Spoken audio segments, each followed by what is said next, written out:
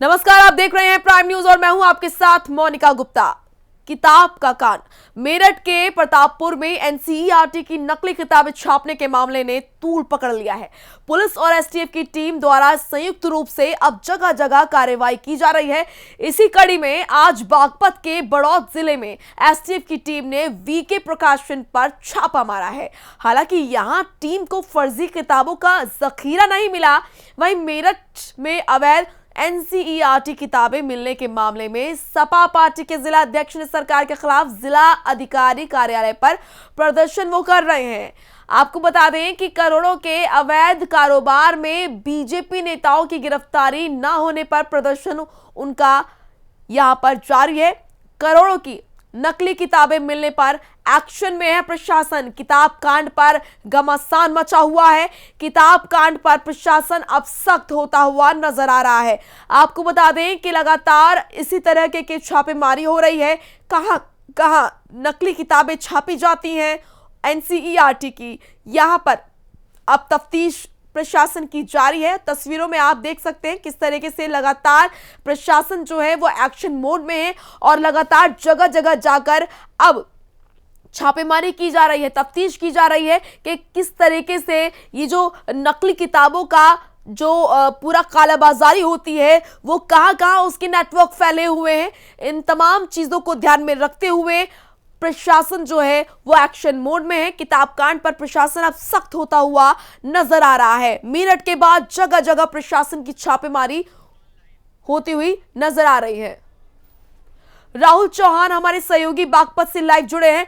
राहुल, अब किताब कांड के बाद से प्रशासन जो है वो सख्त है और देखा यह जा रहा है मेरठ के बाद अब जगह जगह प्रशासन की छापेमारी जारी है। जी देखिए मोनिका, बताना चाहूंगा जिस तरीके से मेरठ में करोड़ों रुपए की खरीद फरोख्त का मामला सामने आया तो बागपत पुलिस भी एकदम जो है एक्शन मोड में आ गई है। बागपत पुलिस ने बीती रात जो है कई जगह ताबड़तोड़ छापेमारी की है। हालांकि पुलिस के हाथ कुछ नहीं लगाए, लेकिन सैंपल के तौर पर कुछ किताबें जो है वो अपने साथ लेकर के चली गई हैं। लेकिन जांच के बाद ही इसमें पता लग पाएगा कि वो असली है या नकली है। जी ठीक है राहुल, क्योंकि मेरठ में एक बहुत बड़ा रैकेट कहीं ना कहीं नकली किताबों का चलता था, तो ऐसे में कहां कहां उसके तार है और इसी की तफ्तीश कर रही है पुलिस और यहां पर पहुंची है, तो कैसे कब तक ये अभियान लगातार जारी रहेगा? देखिए मेरठ में जिस तरीके से जो है लगातार ताबड़तोड़ छापेमारी की गई थी तो मेरठ मंडल के कमिश्नर और आईजी समेत तमाम आला अधिकारी थे, उन्होंने बागपत प्रशासन को भी जो है निर्देश दिए थे। तो इसी के चलते बड़ौद कोतवाली क्षेत्र की कई जो वीके प्रकाशन है या अलग अलग कई तरह की जो किताबें वगैरह थी उनको गोदामों पर या उनकी जो प्रकाशन की थी जो खरीद फरोख्त की थी मामला था, वहां पर जो है ये लोग छापेमारी की है। लेकिन पुलिस के हाथ कुछ नहीं लगा है। कुछ ही किताबें जो है वो लेकर के सैंपल के तौर पर गई हैं। लेकिन बताया जा रहा है कि बागपत जनपद में कई और भी जगह जो है लगातार टीम जो है छापेमारी करेगी, जिसमें जो है जो किताब जो खरीदे बेचने वाले जो लोग हैं उनमें जो है आपत आई हुई है। जी राहुल, इस पर अब सियासत भी शुरू हो चुकी है। देखा यह जा रहा है कि विपक्ष जो है वो हमलावर होता हुआ नजर आ रहा है पक्ष पर, क्योंकि मेरठ में जिस तरीके से जो नकली किताबों का जखीरा बरामद हुआ था वहां पर बीजेपी नेता का भी नाम आया था। देखिए जिस तरीके से मेरठ में जो है विपक्ष हावी हो चुका है, लेकिन बागपत में अभी तक ऐसा कुछ भी नहीं है। यहाँ पर किसी भी नेता ने अभी तक कोई स्टेटमेंट अपना नहीं किया है। लेकिन जो जैसा भी अगर कोई ऐसा कोई मामला सामने आता है तो पुलिस के आला अधिकारियों से भी हमारी बात हुई थी। उनका कहना यह था कि उनके खिलाफ भी जो है जांच पड़ताल करके कार्रवाई की जाएगी। ठीक है राहुल, क्या कुछ आपकी पुलिस से बातचीत हुई, प्रशासन से बातचीत हुई, आगे किस तरीके से और तैयारी की जा रही है जो नेटवर्क है वहां तक पहुंचने के लिए? देखिए जिलाधिकारी जो बागपत शकुंतला गौतम और एसपी जो हमारे यहाँ अभिषेक सिंह है उनसे हमारी बात हुई थी। उनका कहना यह था कि मेरठ और लखनऊ के जो अधिकारी हैं उनके निर्देशन पर ये फिलहाल हमारा जो अभियान था ये चला गया है। लेकिन बागपत में ऐसा अभी तक पहले अभियान में कुछ सामने नहीं आया है। लेकिन बागपत में और भी जगह जो है ये गति से दी जाएगी। अगर कोई सामने आता है तो उसके बाद जांच करके कार्रवाई की जाएगी। ठीक है राहुल, आऊंगे आपके पास। हमारे साथ नितिन हमारे सहयोगी भी जुड़ चुके हैं। नितिन, अब किताब कांड के बाद जो है प्रशासन जो है एक्टिव मोड पे है और जगह जगह अब छापेमारी हो रही है। देखिए, बिल्कुल साफ तौर पर अगर माहौल बताया जाए तो कहीं ना कहीं उत्तर प्रदेश में इन किताबों पर कांड को लेकर मुहल्ला मचा हुआ है, क्योंकि जो विपक्षी है वो बिल्कुल भी सरकार को छोड़कर ही चाहते हैं। सबसे अहम बात यह है कि भगवा 16 अगस्त पर दो बीजेपी के जो नेता है वो विजया रानी का एक काला कारोबार कर रहे थे और 25 से 40% का जो मुनाफा है वो कमा रहे थे। बताया जा रहा है कि पूरे देश में और देश के साथ साथ अगर कुछ प्रमुख जगह है तो वो है उत्तराखंड, उत्तर प्रदेश, दिल्ली, एनसीआर, इन जगहों पर ये किताबों का कारोबार किया जा रहा था। और सबसे अहम बात यह कि जिस गोदाम में ये किताबें छप रही थी वो भी उपाध्यक्ष संजीव गुप्ता का ही है, उसका भतीजा सचिन गुप्ता दोनों फरार है उसके बाद से। हालांकि पुलिस लगातार और एसटीएफ की टीम लगातार छापेमारियां कर रही है। कल जो बताया जा रहा है कि उसका जो मैनेजर है वो भी गिरफ्तार हुआ है, लेकिन जो दोनों मुख्य आरोपी है वो भी अभी फरार दोनों बताए जा रहे हैं। लेकिन पुलिस की कोशिश है कि जल्द से जल्द इन दोनों को पकड़ा जाए। लेकिन सबसे अहम बात यहाँ पर यह है मगर की इसमें कारोबार के पीछे कहीं ना कहीं दोनों के पीछे कहीं ना कहीं कुछ और बड़े नाम शामिल है, क्योंकि जिस तरह से जहाँ पर वो गोदाम मौजूद है उस गोदाम के आसपास अगर हम देखें तो विकास के नाम की कोई भी चीज नहीं थी, विकास कोई भी नहीं हुआ था। लेकिन जहाँ पर ये गोदाम था और गोदाम के बाहर भी विधायक जी ने स्ट्रीट लाइट लगवाई था और गोदाम के अंदर भी स्ट्रीट लाइट लगवाई था, जिससे साफ साबित होता है कि पूरी तरह से जो छत्र छाया थी वो वहाँ के जो मौजूदा विधायक है या फिर मौजूदा जो जनप्रतिनिधि है उनका पूरी तरह से उपाध्यक्ष जी पर था। और इसीलिए इस तरह का बड़ा कारोबार लगातार वहाँ पर 35 से 40 करोड़ रुपए की जो नकली किताबें हैं वहाँ पर छप रही थी।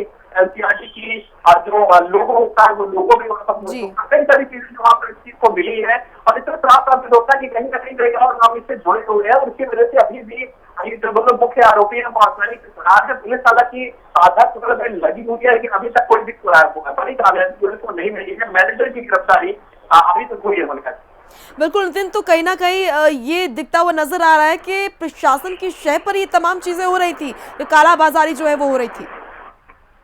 देखिए, बिल्कुल साफ तौर पर कालाबाजारी की अगर बात करी जाए तो बहुत बड़े पैमाने पर काला बाजारी हो रही थी और कहीं ना कहीं जिस तरह से जो गोदाम जहाँ से किताबें बरामद हुई है 35 से 40 करोड़ रुपए इनका दाम बताया जा रहा है कि उत्तर प्रदेश के साथ साथ दिल्ली, उत्तराखंड इन जगहों पर प्रमुख रूप से इनको बेचा जा रहा था, इनको भेजा जा रहा था और वहाँ पर करीब 35 से 40% का जो मुनाफा है वो भी कमाया जा रहा था।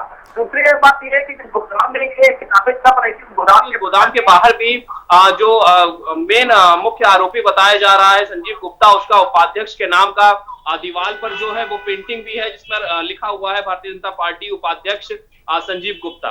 तो ये साफ तौर पर कहीं ना कहीं साबित होता है जिससे ये बीजेपी के जो नेता है संजीव गुप्ता उनका ही ये पूरा कारोबार चल रहा था और इसके बाद से दोनों चाचा भतीजा कहीं ना कहीं दोनों फरार चल रहे हैं। पुलिस कोशिशें कर रही है, लेकिन कहीं ना कहीं जो उत्तर प्रदेश की राजनीति है वो इस पूरे मुद्दे पर जो मौजूदा सत्ता दल है उसे छोड़ने वाली नहीं है। जिस दिन ये मामला शुरू हुआ था उसी दिन से समाजवादी पार्टी के राष्ट्रीय अध्यक्ष अखिलेश यादव ने ट्वीट करके साफ तौर पर ये बात जाहिर कर दी थी कि वो इस मुद्दे को जल्दी ठंडा नहीं होने देंगे और उसके बाद से लगातार जितने भी विपक्षी दल हैं वो लगातार सरकार को घेरने की कोशिश कर रहे हैं। हालांकि भारतीय जनता पार्टी ने आनन फानन में संजीव गुप्ता को पार्टी से निष्कासित कर दिया है और ये बताया कि अब आगे से उसका कोई भी नाता नहीं रहेगा। लेकिन साफ तौर पर सवाल यहाँ पर ये बड़ा है कि एक लंबे समय से काला कारोबार वहां पर चल रहा था, उसके पहले बीजेपी को क्या इसकी जानकारी नहीं थी? क्या मौजूदा विधायक जो है उनको जानकारी नहीं थी? किस चीज का इंतजार हो रहा था, ये सवाल अभी भी बना हुआ है। बिल्कुल, किसकी शय पर ये काला बाजारी हो रही थी? आपके पास आऊंगे नितिन, हमारे सहयोगी अमित भी मेरठ से जुड़े हैं लाइव। अमित, मेरठ में ये जो किताब कांड हुआ है इससे हड़कंप मच गया है। अब प्रशासन जो है वो एक्टिव मोड पर है और इसकी जहां जहां तार है वहां वहां पहुंच रही है। मेरठ की अगर बात की जाए तो इस पूरे मामले में अभी तक क्या कुछ अपडेट आपको मिल रही है?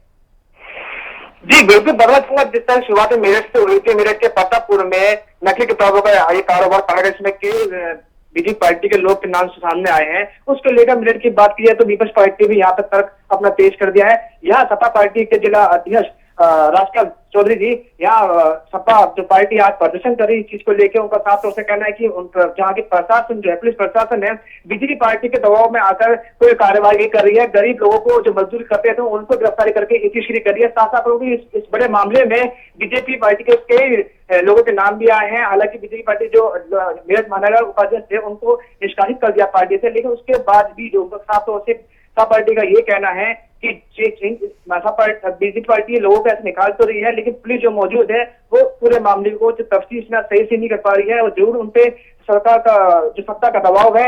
लेकिन यहाँ की बात की मेरठ के एसएसपी जो है उनको साफ तौर से कहना है कि हम निष्पक्ष जो है कार्रवाई करेंगे, कोई भी इस मामले में नहीं दबेगा और कोई बात छुपाई नहीं जाएगी। तो वहीं पर बात की जाए तो आज सपा कार्यालय के बाहर काफी बड़ा यहाँ पे लोग संख्या में इकट्ठे लोग इसी मामले के प्रदर्शन के डीएम कार्यालय पे भी प्रदर्शन करेंगे, लेकिन धारा 144 लगने के कारण यहाँ पे भारी फोर्स तैनात कर दी गई है ताकि कोई यहाँ प्रदर्शन न करे। उन्होंने साफ तौर से कह दिया कि जो भी आपको बात कहनी है और शांतिपूर्ण तरीके से कहेंगे, कोई प्रदर्शन नहीं होगा। उसको लेकर बात की तो जिला कार्यालय जो जेल चुंगी पर है वहां पे भारी फोर्स तैनात की, 3 थाने की यहाँ फोर्स तैनात की गई है। कोई भी किसी तरह के प्रदर्शन नहीं होने की बात की साथ साथ जिस तरह से मामला है उसको सपा सरकार ने कहा कि इस मामले में हम जरा सी भी छूट नहीं होने देंगे, इस मामले को हम ऊपर तक लेके जाएंगे। जिस सरकार में भ्रष्टाचार खत्म करने की बात की जा रही है उस सरकार में ही उनके कार्यकर्ता है वो भ्रष्टाचार कर रहे हैं। जो करोड़ अरबों का मामला है, जो सरकार को धोखा देने वाली बात के साथ जिस तरह से कार्य कर रहे हैं उस पर ये पर्दा गिरने की कोशिश करे, लेकिन सपा सरकार कुछ किसी भी हाल में इसको छुपाने के जो छुपाएगा उसे उजागर करेगी। जी बिल्कुल अमित, भले ही यहाँ पर बीजेपी की तरफ से बड़ा फैसला लिया गया हो, जिला अध्यक्ष जो है उनको हटा दिया गया हो, निष्कासित कर दिया गया हो, लेकिन जो विपक्ष है वो इस मुद्दे को ठंडा नहीं होने देगा जल्दी से। इसके पूरे आसार नजर आ रहे हैं क्योंकि जिस तरीके से आपने बताया कि यहाँ पर प्रदर्शन चल रहा था और फिलहाल पुलिस जो है वो अपनी तैयारी में है कि किसी प्रकार की कोई बड़ा प्रदर्शन ना करने पाए, तो ऐसे में विपक्ष जो है वो पूरी तैयारी के साथ अब इस मुद्दे को भुनाएगा।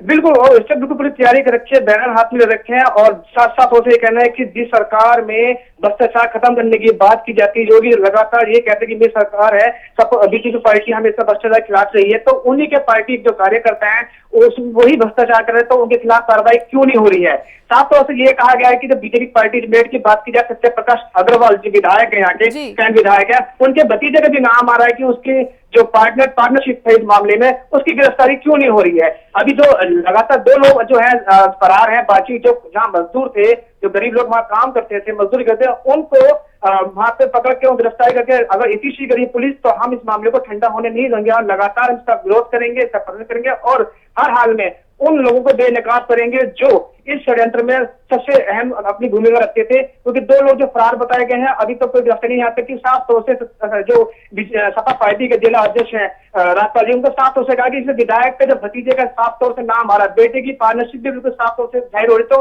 पुलिस उनकी गिरफ्तारी तक क्यों नहीं पहुंची। यानी कि साफ तौर से उनका ये कहना है कि यहाँ पर सत्ता के दबाव में पुलिस काम कर रही है, लेकिन हम इस मुद्दे को कम नहीं होने देंगे, इसे दबने नहीं देंगे, हम इस पर जहां तक होगा वहां तक हम अलर्ट करेंगे और इसका प्रदर्शन करेंगे। हालांकि यहाँ पुलिस ने अलर्ट कर दिया है कि 140 लगी भी है, आप कोई प्रदर्शन नहीं करें, लेकिन उसके बावजूद भी यहाँ नोकझोंक हो रही है और लगातार वो करेंगे प्रदर्शन के लिए। हालांकि जो यहाँ के जिला पार्टी के जिला अध्यक्ष राजपाल है उनको पुलिस वार्तालाप कर रही है कि आप कोई प्रदर्शन नहीं करेंगे, आप शांतिपूर्ण तरीके जो भी ज्ञापन देना आप नहीं दे दीजिए, आपको अपने कार्यालय से बाहर निकल के कहीं भी प्रदर्शन करने की अनुमति नहीं है। फिलहाल अभी वार्तालाप चल रही है, लेकिन उनका साफ तौर से कहना है कि हम सब पार्टी कहना है कि हम मुद्दा बिल्कुल भी दमने नहीं देंगे। जी अमित, जाहिर सी बात है अगर इस पूरे मामले में खादी की संलिप्तता है तो खाकी भी इससे अछूती नहीं रही होगी, क्योंकि यहाँ पर दोनों की शय से ही इतना बड़ा जो काला कारोबार है ये हो रहा था। 35 करोड़ का ये पूरा मामला। बिल्कुल, देखिए जिस तरह से मेरठ की बात की जाए, प्रतापपुर थाना क्षेत्र में ये हुआ, थाने से मात्र बात की जाए तो 500 मीटर भी इससे बड़ा अवैध कारोबार चल रहा था, जो जिसमें आप इस वक्त कोई संदेह नहीं कि ये पुलिस की देखरेख में नहीं चल रहा होगा।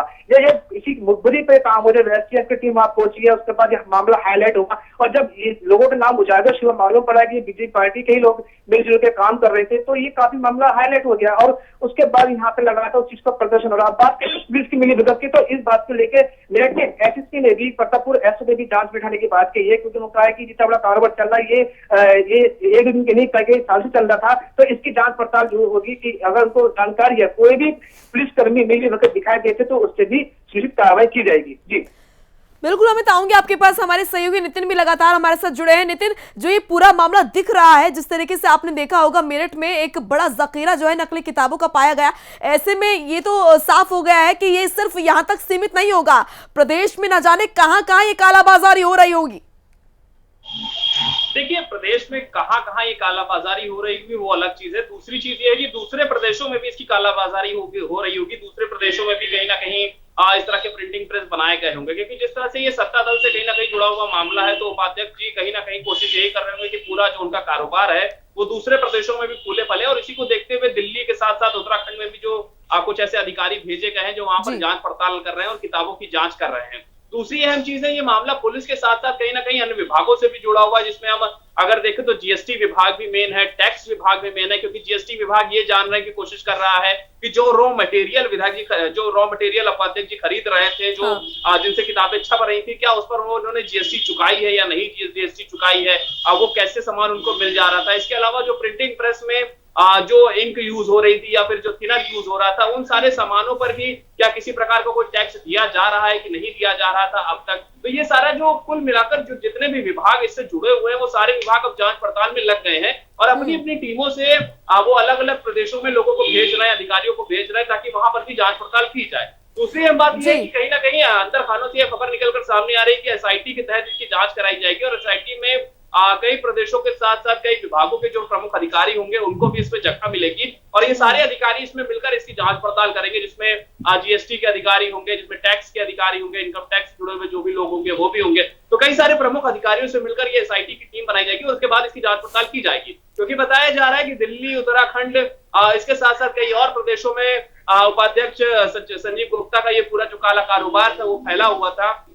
यहाँ से जो किताबें छपती थी वो 30 से 35 से 40% के जो मार्जिन था उस मार्जिन पर दूसरे प्रदेशों में बेची जा रही थी और वहां पर उससे जो मुनाफा था वो कमाया जा रहा था। लेकिन ये काला कारोबार कब से चल रहा है, इस पर भी कहीं ना कहीं जांच पड़ताल करनी जरूरी है कि कितने दिन हो गए इस तरह का काम करते हुए। कहीं पुराने सेशन में भी किस तरह का काम क्या संजीव गुप्ता की तरफ से या उसके भतीजे की तरफ से किया जा रहा था या नहीं किया जा रहा था, और जो मौजूदा वहां पर जो थाना है उस थाने के जो इंचार्ज थे या फिर जो संबंधित अधिकारी उस वक्त मौजूद थे, क्या उनको इस बात की जानकारी थी या नहीं थी, या सब कुछ मिली भगत से हो रहा था। इन सब चीजों की जांच पड़ताल होना बहुत जरूरी है, क्योंकि उत्तर प्रदेश में बीजेपी के 3 साल हो चुके हैं और 3 साल में अगर ये तीनों सालों में इस तरह का कारोबार उपाध्यक्ष के यहाँ से चल रहा था तो ये जाहिर सी बात है बहुत ही गंभीर विषय है। मोनिका, बिल्कुल नितिन, जो आपकी पूरी बात मैंने सुनी उससे ये जाहिर हो जाता है कि जब जांच तय तक पहुंचेगी तो कई ऐसे बड़े नाम हैं जिनका खुलासा हो सकता है, क्योंकि जिस तरीके से उपाध्यक्ष की बात की जाए तो ये भी कहा जा सकता है कि ये सिर्फ छोटी मछली हो, इसके पीछे बहुत बड़े बड़े मगरमच्छ भी छुपे हो।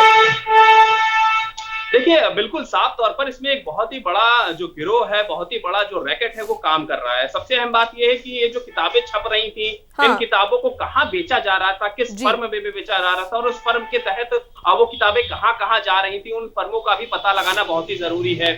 जीएसटी विभाग अलग से लगा हुआ है कि थिनर, इंक, ये सारी चीजें जब उपाध्यक्ष खरीद रहे थे या फिर जो प्रिंटिंग प्रेस के लिए इस्तेमाल होती है वो सारी चीजों जो ली जा रही थी, क्या उसका टैक्स उन्होंने आज तक दिया या जीएसटी चुकाई या नहीं चुकाई। तो इस तरह की कई सारी जो प्रमुख जो टुकड़ियां हैं उन टुकड़ियों को समेटने का प्रयास अब जो है वो कहीं ना कहीं अधिकारियों की तरफ से किया जा रहा है। और सबसे अहम बात जो फर्म की बात है, क्योंकि जब किताबें छप रही हैं तो उन किताबों को छपने के बाद जिन फर्मों को दिया जा रहा था और वो फर्म कहाँ उन किताबों को भेज रही थी, क्या पूरे देश में ये कारोबार चल रहा था या कुछ जगहों पर ही लिमिटेड ये हो रहा था, जैसे अब बताया जा रहा है कि दिल्ली हो गया, उत्तराखंड हो गया, इन जगहों पर ही लिमिटेड ये कारोबार चल रहा था। तो ये जब तक वो फर्म निकलकर सामने नहीं आएंगी, फर्म को पकड़ा नहीं जाएगा या उनसे संबंधित जो अधिकारी होंगे उनको नहीं पकड़ते, तब तक ये पूरा खुलासा नहीं होगा।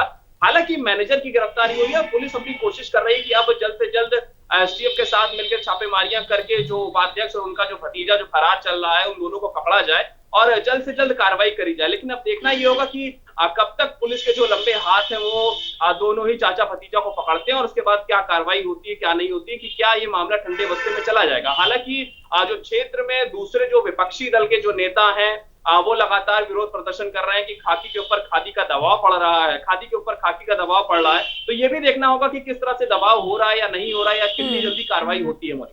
बिल्कुल नितिन, आऊंगे आपके पास। हमारे सहयोगी राहुल बागपत से हमारे साथ जुड़े हैं, क्योंकि अब लगातार कई जगह जो है छापेमारी अब हो रही है इस कालाबाजारी को लेकर। राहुल, बागपत में क्या कुछ आप देख रहे हैं, किस तरीके से छापेमारी हो रही है? देखिए मोनिका, बताना चाहूंगा फिलहाल की जो सूचना हमारे पास आ रही है वो ये आ रही है कि बागपत में जो है जो बागपत जनपद में 3 तहसील हैं, बागपत, घोड़क, टेकड़ा, उस तीनों तहसील में जो है 6 गोदामों को जो है चिन्हित कर लिया गया है। जो जांच का दायरा है वो बागपत पुलिस ने बढ़ा दिया है और खुफिया विभाग के जो कर्मचारी थे वो पूरी तरीके से सक्रिय हो गए, अपनी निगाहें जो है वो जो है जमाए हुए हैं। तो जल्दी ही जो है इन पर जो है शिकंजा कसा जाएगा गोदामों को, इनको भी जो है जांच के बाद जो है इन पर कार्रवाई की जाएगी। यानी कि राहुल, नजर ये आ रहा है कि वहां पर भी बड़ी संख्या में ऐसे कई गोडाउन है जहां पर बड़ी संख्या में ये नकली किताबें छापी जा रही हैं। जी बिल्कुल, जो है बिल्कुल कह सकते हैं, क्योंकि जिस तरीके से मेरठ के बाद जो है ये पूरा मामला जो है उठकर सामने आया है, इस तरीके से बागपत पुलिस ने जो अपने जो है छानबीन शुरू कर दिया और जो बताया जा रहा है कि जो 6 गोदाम जो है चिन्हित कर लिए गए हैं, तो लाजमी हो सकता है कि बागपत में भी ये जाल जो है पूरी तरीके से सक्रिय हो, लेकिन कहा उसके बाद जाएगा तो जांच के बाद कि ये असली है या फर्जी है। जी बिल्कुल, ये अभी फिलहाल जांच का विषय है और अगर ये पाया जाता है कि यहाँ पर नकली किताबें छपती हैं तो ऐसे में ये सवाल बनता है कि किसकी शय पर ये बड़ा रैकेट चल रहा है और इसके तार कहाँ पर जुड़े हैं। आपके पास आऊंगी राहुल। नितिन हमारे सहयोगी लगातार हमारे साथ जुड़े हैं। नितिन, जिस तरीके से आप देख रहे हैं, आपने सुना होगा बागपत में भी छापेमारी लगातार जारी है और कई ऐसे गोडाउन है जिनको चिन्हित किया गया है जहां पर देखा जाएगा कि माल असली है या नकली। तो अब बारीकी से जांच हो रही है, तय तक पहुंचा जा रहा है कि जड़ कहां पर है इस पूरे गिरोह की। देखिए, जड़ के साथ साथ एक अहम बात ये भी पता चली है कि पुलिस को और एसटीएफ को जब वो वहां पर जांच पड़ताल कर रही थी तो उन्हें एक लेजर, एक रजिस्टर भी मिला हुआ है जिसे लेजर बोला जाता है, और उसमें उस चीज की एंट्री है कि ये किताबें कहाँ भेजी जा रही जी। उसमें नाम के साथ साथ वेंडर का नाम शामिल है, उसका एड्रेस भी शामिल है और वो भी शामिल है कि वो वेंडर कहाँ पर काम करता है या उसकी जो दुकान है या उसकी जो फर्म है वो कहाँ पर है। और इस एंट्री में बताया जा रहा है कि करीब 926 लोगों के नाम शामिल है, मतलब 926 लोगों को उनकी फर्म को, उन वेंडरों को ये किताबें भेजी जाती थी। बताया जा रहा है कि दिल्ली के साथ साथ अब जिस तरह से तार जुड़ते, क्योंकि धीरे धीरे कलई कई सारी खुलती जा रही है, और अभी जो ताजा जानकारी मिली है उसमें बताया जा रहा है कि तमिलनाडु के साथ साथ आसनसोल, जो कि वेस्ट बंगाल का हिस्सा बताया जाता है, वेस्ट बंगाल, आसनसोल और तमिलनाडु, इन जगहों पर भी ये किताबें भेजी जा रही थी। और इन 926 लोगों की अब जो है वो जांच पड़ताल करी जा रही है। इन सभी जगहों पर अधिकारियों को भेजा जाएगा और उनसे पूछताछ करी जाएगी कि उन्होंने वहां से किताबें कहाँ भेजी है। इसके साथ ही पुलिस को कुछ कॉल रिकॉर्डिंग भी उनके हाथ लगी है जिसकी जांच पड़ताल करी जा रही है। तो कुछ कोशिश पूरी है पुलिस विभाग की तरफ से, एसटीएफ की तरफ से, कि जल्द से जल्द इस पूरे मामले का पर्दाफाश किया जाए, दोनों आरोपियों को गिरफ्तार किया जाए। लेकिन एसआईटी जांच बहुत जरूरी है इसमें, जिसकी कहीं ना कहीं कवायद भी तेज है कि कई सारे विभागों के अधिकारियों को जोड़ के एक एसआईटी टीम बनाई जाएगी और उसके बाद इसकी जो कार्रवाई है वो कार्रवाई आगे बढ़ाई जाएगी। बिल्कुल नितिन, आपने जो जानकारियां दी वो महत्वपूर्ण जानकारियां, जिस तरीके से आपने बताया कि प्रशासन के हाथ में एक रजिस्टर लगा है जिसमें पता चलता है कि 900 लोग ऐसे हैं जहां पर जो है डिलीवरी होती थी। तो नितिन, क्या उन तमाम लोगों को ये मालूम था कि जो किताबें उनको बेची जा रही हैं वो नकली हैं, या फिर ये इसकी आड़ में बेका करते थे कि ये असली है? देखिए, अगर इसकी जो जांच पड़ताल हो रही है, जांच पड़ताल के बाद ही जब पुलिस अधिकारी उनके पास पहुंचेंगे, उनसे पूछताछ करेंगे, क्योंकि 926 लोग हैं और जो लेजर, जो रजिस्टर पुलिस को मिला है, उस रजिस्टर में उनका नाम, उनकी दुकान का एड्रेस, उनके घर का एड्रेस, कई सारी प्रमुख दस्तावेज जो है उसमें शामिल है। तो जाहिर सी बात है जब अधिकारियों को वहां पर भेजा जाएगा तो उसमें से अगर सबको नहीं पता होगा, मैं ये नहीं कह रहा हूं कि 926 को पता होगा, 926 में से कुछ ऐसे जरूर होंगे जिनको ये बात पता होगी कि ये किताबें जो है असली नहीं है। और अगर ये गिरोह पूरी तरह से सक्रिय होकर उत्तर प्रदेश के साथ साथ दूसरे जिलों में या दूसरे प्रदेशों में काम कर रहा था, तो ये भी हो सकता है कि 926 लोग जिनका नाम उसमें शामिल है वो सबके सब ये जानते हो कि ये एक गिरोह है और गिरोह के जरिए नकली जो किताबें हैं वो किताबें बेची जा रही हैं और उस कारोबार को फूलने फलने का पूरा बीड़ा इन सभी लोगों ने मिलकर उठाया है, जिसमें ये 926 लोग शामिल हैं। इसके साथ ही पुलिस की तरफ से ये भी जानकारी अभी हमें मिली है कि कुछ कॉल रिकॉर्डिंग्स भी उनके हाथ लगी है, जिसमें कुछ और बड़े नाम भी शामिल है जिनसे उपाध्यक्ष जी की बात हो रही थी बीते दिनों। तो ये भी जानना जरूरी होगा कि आखिर वो कौन है। पुलिस की जांच पड़ताल पूरी तरह से लगी हुई है इसकी जांच पड़ताल करने में। ये बहुत ही अहम सवाल यहाँ पर खड़े होते हैं, जिस तरह से बताया गया कि जीएसटी की टीम, इनकम टैक्स विभाग की टीम और अब जो लेजर रजिस्टर मिला है पुलिस को उसकी टीम लगातार ये पूरी जांच पड़ताल में लगी हुई है कि कहां से इसके तार कहां पर जुड़े हुए हैं और कौन कौन इसमें शामिल है। चलिए, बहुत बहुत शुक्रिया नितिन, आपने बहुत महत्वपूर्ण जानकारियां हमें दी है। अमित सैनी हमारे सहयोगी जुड़े हुए हैं।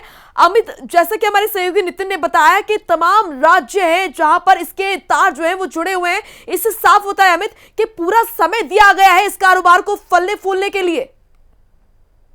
जी बिल्कुल, बात की जाए मेरठ शहर की, तो देखिए मैं आपको बताऊंगा जब यहाँ इस बात का जांच पर्दाफाश हुआ था किस तरह से यहाँ अवैध कारोबार, तो शुरुआत में जो बात आई थी वो दिल्ली, उत्तराखंड, राजस्थान, हरियाणा, इन शहरों में इनका नेटवर्क फैला हुआ था, यानी कि काफी समय से कारोबार कर रहे थे। कारोबार करने का तरीका ये था कि उनको जाके कम दामों में किताबें बेचते थे, जो कि बिल्कुल अवैध किताबें थी, और लगातार इसमें कारोबार किया। तो जो अब आंकड़े आए, आपको विश्वास का अंदाजा लगा सकते हैं कि गोदाम में रखी हुई जो किताबें, उनकी कीमत करोड़ रुपए की। तो आप सोच सकते हैं कि जब अंतर्राज्यीय उन्होंने काम किया, कारोबार किया है, तो कितनी कीमत होगी। यानी कि जो अब तो मालिक जो पकड़ा गया है वो करोड़ रुपए का है। तो इस बात से अंदाजा लगा कि जैसे कि कारोबार कम से कम 2-3 साल से कारोबार फल फूल रहा था, और जो पार्टी की बात की जाए उसकी आड़ में ये काम चल रहा था। क्योंकि अब बात की जाए तो 70 लोग जुड़ने का वहाँ पुलिस भी जो है दबी देने में घबरा रही थी, जिससे काफी STF ने काफी वर्क किया। उसके बाद ये पर्दाफाश हुआ चीज को लेकर। तो साफ तौर से इनका जो नेटवर्क, अब जो लोग पकड़े गए हैं उनके जरिए भी वहाँ टीम गठित की गई है कि बिल्कुल अमित,